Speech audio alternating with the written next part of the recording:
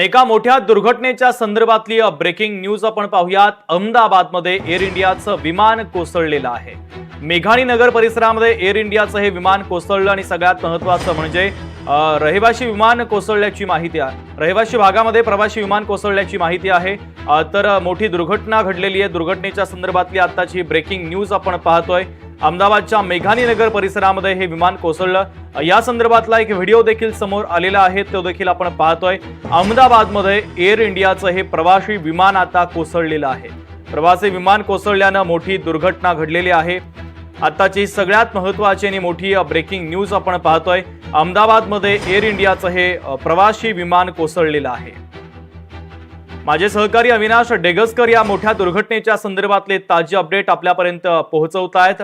अविनाश, शुभम, आताची सर्वात मोठी बातमी म्हणावी लागेल की गुजरात अहमदाबाद जवळील मेघाणी नगर परिसरात हे विमान कोसळलेलं आहे। प्रवासी विमान होते अशी माहिती मिळते आणि यासोबत एअर इंडियाचं हे विमान असल्याची माहिती कळते।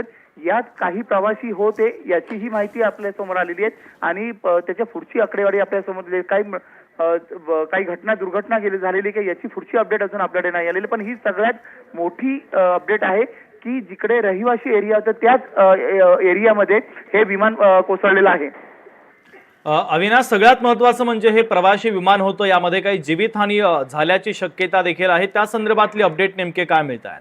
शुभम, प्रवासी विमान असल्या कारणाने त्यात प्रवासी असण्याची शक्यता असा सध्या म्हणावी लागेल, पण त्याची फार मोठी दुर्घटना, त्यात काही कोणी इंज्युअर्ड झाले का, कोणी डेड झाले का याची काही माहिती आपल्या सोबत आलेली नाहीये।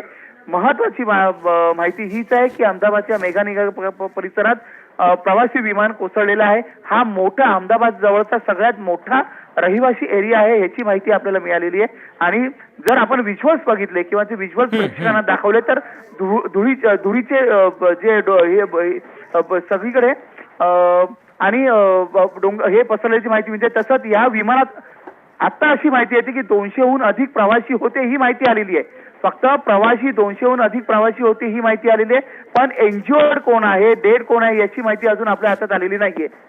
अविनाश, सगळ्यात महत्त्वाचं म्हणजे अनेक प्रवासी गंभीर जखमी झाल्याचं देखील कळतंय, कारण अनेक अँब्युलन्स या परिसरामध्ये आता दाखल झालेल्या आहेत। त्या संदर्भातली अपडेट काय मिळतात? या संदर्भातली अपडेट सरकारकडनं देण्यात आलेली आहे आणि या संदर्भातली अपडेट ही गुजरात सरकारकडनं अद्याप आपल्याकडे आलेली नाही किंवा विमान ऑथॉरिटीकडनं आपल्याकडे अजून आलेली नाहीये। पण धुळीचे जर ढग किंवा ते लोट जो आकाशात उकाडलेला त्याच्यावरनं कळते की दुर्घटना मोठी आहे आणि मोठ्या प्रमाणावर इंज्युअर्ड झालेले असणार याची माहिती असेल।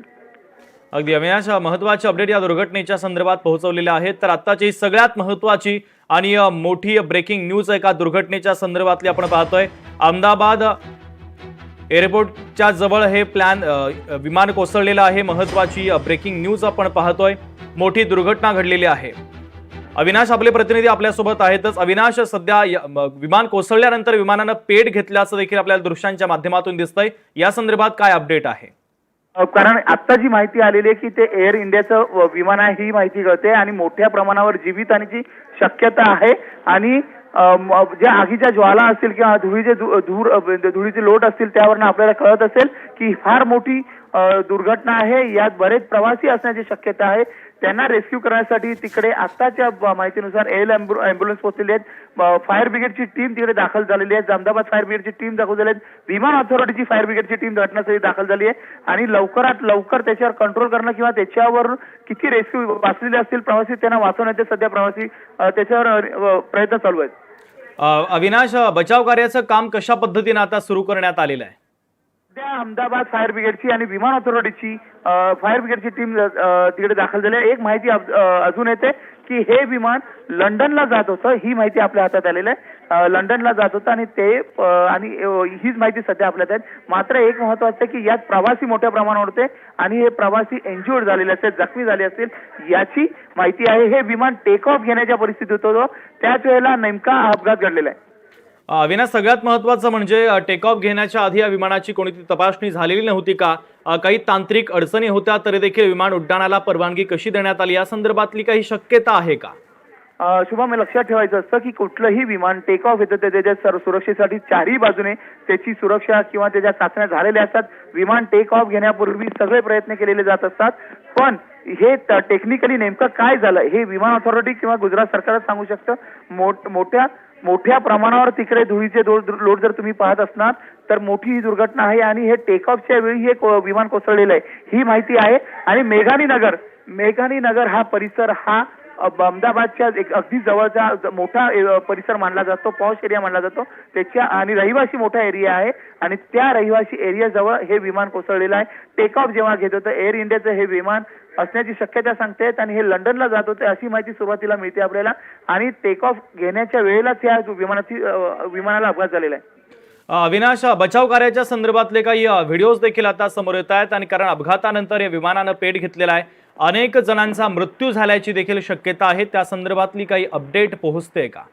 जर विमान ऑथॉरिटीकडनं जी माहिती मिळाली ते अजून 200हून अधिक प्रवास असण्याची शक्यता गुजरातकडनं मिळते आणि जर ते असेल तर हे ज्या पद्धतीने आगीच्या ज्वाळा आहे धुरीचे लोट दिसतात आपल्यासोबत त्या पद्धतीने हा